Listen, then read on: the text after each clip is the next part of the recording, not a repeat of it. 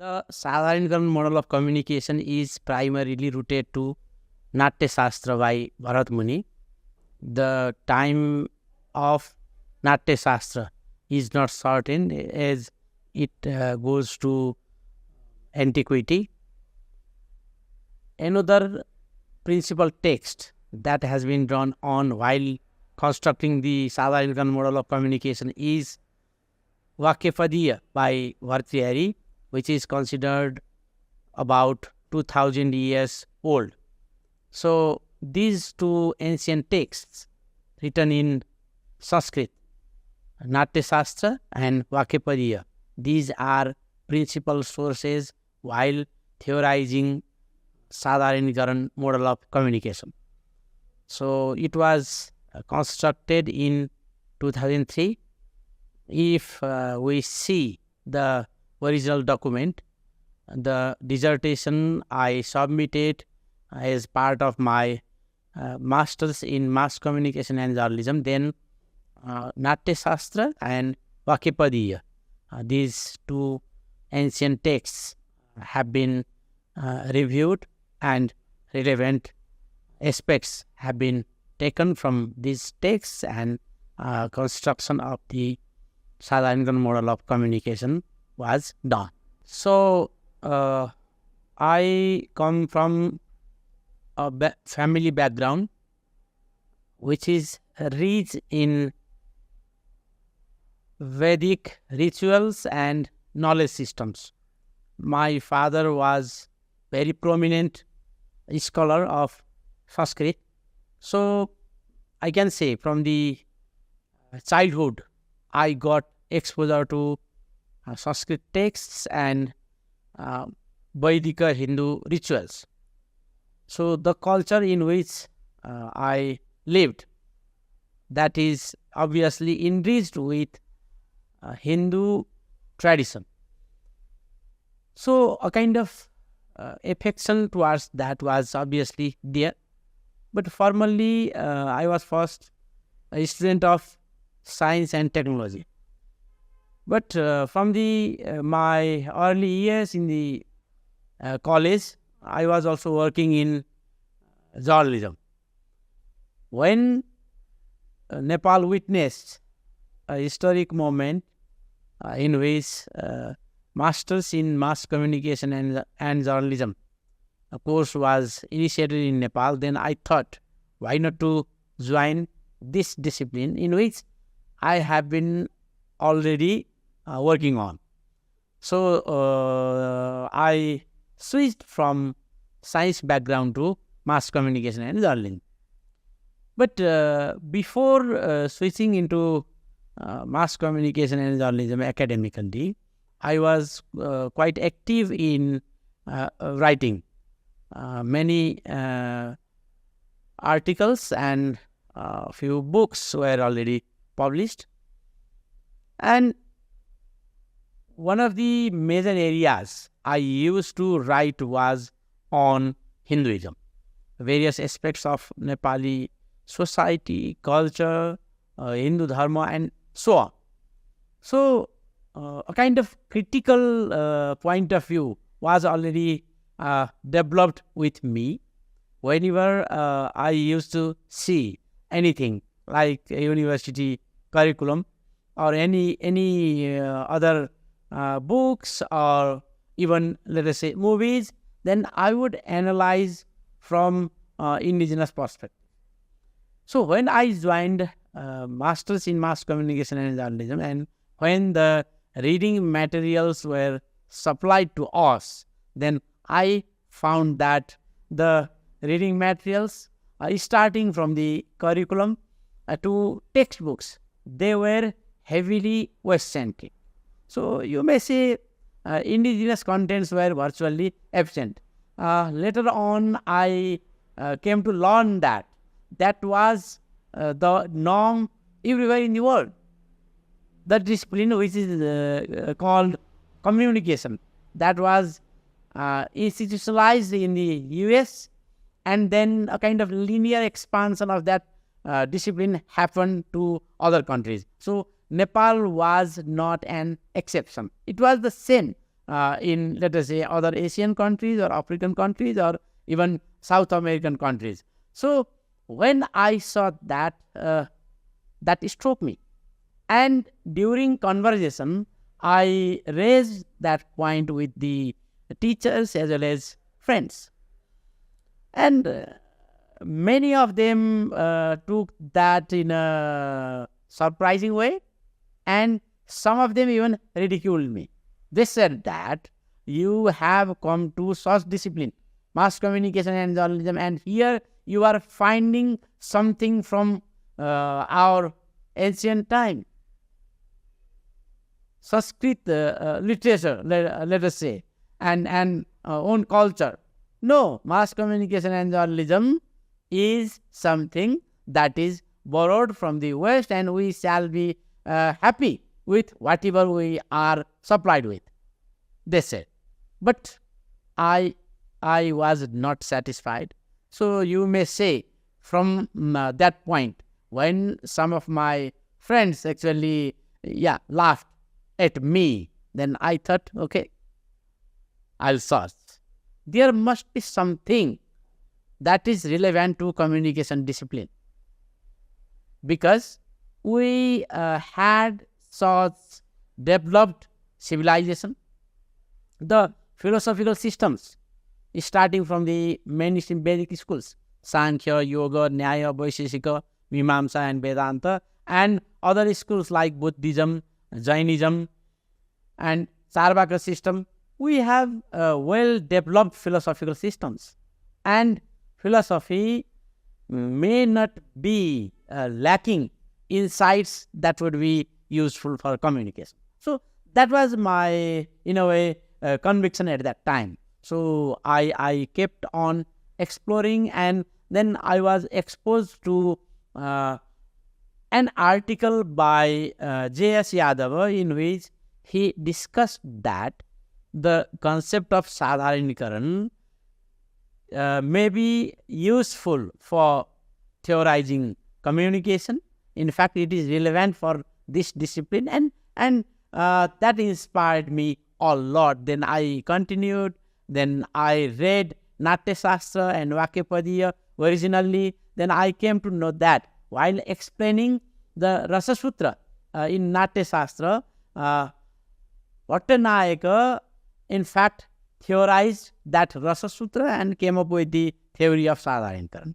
And then I worked further, taking further insights from Vakyapadiya as well, and in 2003 the outcome was the Sadharanikaran model of communication. So there are so many communication theories and models, and virtually all of them were, let us say, in the modern time, constructed, developed and institutionalized in the West. And the non-Western countries, they simply continued that. Okay, that was a kind of linear expansion. So the common characteristics among those theories and models was they were heavily dominated by Western discursive paradigm. There was a kind of one-sidedly presumed universality and totalizing tendency. Okay, let us take this theory and this will be applicable to any condition.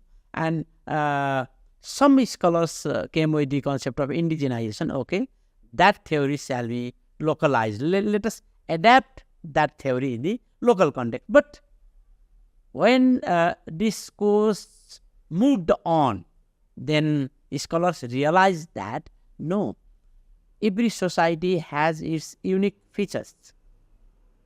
Every culture has its own characteristics, and communication and culture, they are so bound together that communication is highly influenced by, or we may say, cannot be separated from culture. So from that perspective, there was a need of constructing communication theories and models from our own cultural location. So the first and foremost thing that distinguishes Sadharanikaran model of communication from other hundreds of communication models is that it is the diagrammatic representation and illustration of the communication process as envisioned in Hindu society, or you may say Bharatvarsha society. So that is the very first thing. But that very first thing has consequences which is far-reaching. For instance, the role of the communicating parties, it will be completely different. For instance, what is the goal of communication? If you take the communication model from the West, that may not incorporate the three-dimensional goals: Adi Bhautika, Adi Daivika, and Adhyatmika. And the goals would be Dharma, Artha, Kama, and Moksha. So here, any Shastra would lead ultimately to Moksha. Before the construction of Sadharanikaran model of communication, communication discipline was not able to, let us say, explain this aspect of Hindu society. But with the construction and development of this model, now here is one communication model which explains Adi Bhautika, Adi Daivika, and Adhyatmika, all of these dimensions of human life, communication dynamics related to all of them, and goal related to them. And one very important aspect that it explains is how communication is possible in such a diverse society. That has been possible since millennia. Okay, Bharatvarsha, that includes Nepal, India, and many other countries, and that is very diverse. There is hierarchy as well. We can see asymmetry. But despite all these, there is a living civilization since millennia. Without sophisticated communication system, without a highly developed communication theory, communication philosophy, it is not possible to have such a developed civilization.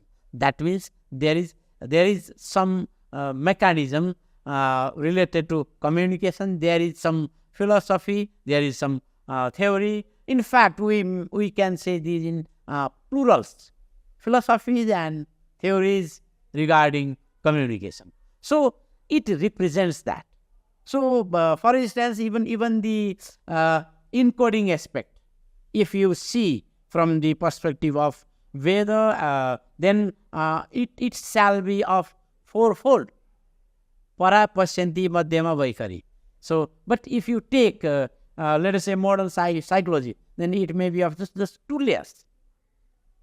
Likewise, I can give numerous examples that distinguishes Sadharanikaran model of communication from other communication models developed from the West. But in essence, what we can say, it is enriched with culture, philosophy, and practices of Bharatvarsha, or we may say Hindu society. When Sadharanikaran model of communication was constructed, I got to completely opposing feedback on it. Some appreciated. For them, the idea of exploring ancient texts and making them relevant in the modern discipline, and then coming up with a diagrammatic model which is visible. Okay, for the first time, the idea itself was very fantastic. Okay, so they celebrated. Let us say, some of my teachers, some of my colleagues, the academic fraternity, firstly in Nepal, then in India and the West. They celebrated. But it was especially in case of Nepal, some of the people whom I mentioned earlier, they were very doubtful that there could be anything relevant on mass communication and journalism from our ancient wisdom. So they did not like this idea. For this, okay, theories shall be something from let us say Eurocentric paradigm. How can a person among ourselves can claim as a theoretician or theorist. So some of them they criticized, and for them it was much bigger claim that should not have been done by any person from Nepal. Yeah, they said even Indians, even Chinese, they haven't dared. How can a guy from Nepal can claim? And some of them said it will not stand against the let us say academic evaluation by the global academic fraternity. That was what they said. But as time goes on, this was published in various languages from different countries. Various universities, they started incorporating this into their curricula, and very prominent scholars, even very senior professors, they started writing on Sadharanikaran model of communication. Not only citing that, but actually using this as theoretical framework and doing further research. So when this happened, then I can see many of the doubters or critics, now they have turned as admirers.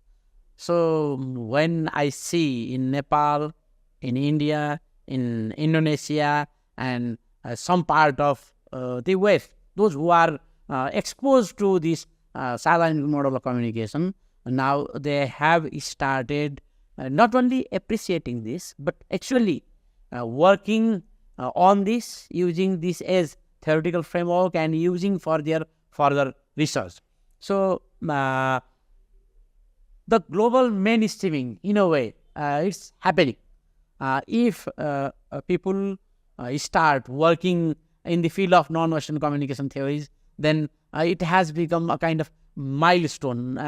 And some of the writers I have seen, some of the scholars, some of them very senior, they have mentioned this as an epitome of non-Western, or some use indigenous communication theorization. So whenever I see that, yeah, it has been included in the International Encyclopedia of Communication Theory and Philosophy. It has been included in curricula of various universities across the world. And so many scholars, they have been doing further research on it, and the number of publications by myself may be fewer in number, but others who have quoted, cited, or further used Sadharanikaran model, it is vastly increasing. So in that way, it is giving immense pleasure to me. Now I do not see this as my personal, let us say, thing. It has been institutionalized. Like my own university, where I have been working since 18 years, it has completely owned it, and it has organized an international seminar on 2 decades of the Sadharanikaran model of communication. So the whole university is celebrating this. And academics from different countries, they are also celebrating this. So in a way, Sadharanikaran model of communication is going to the mainstream of the global academia, and more than that, what is very important is it has inspired many young scholars to explore, let us say, indigenous sources, and reorientation is actually happening. So there were scholars who actually started de-Westernization, who wanted to have critical discussion on the Western communication theories. They wanted to have multiculturalism, multidisciplinarity, and they wanted to explore Hinduism, Buddhism, not only, let us say, Judeo-Christian tradition, not only limiting to, let us say, Euro-American discursive paradigm. They wanted to shift the focus to Asian cultures as well. Likewise, African cultures, or you may say South American, and any other. So with the advent of this model, the process of reorientation has got a definite shape, and it has encouraged so many other scholars to conduct research in indigenous fashion. So this is what gives me satisfaction to me.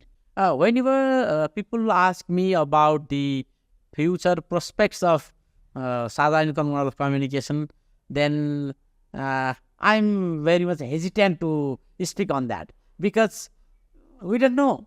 When I actually worked on this model, I did not know that it will go this much. Okay, but people have embraced this.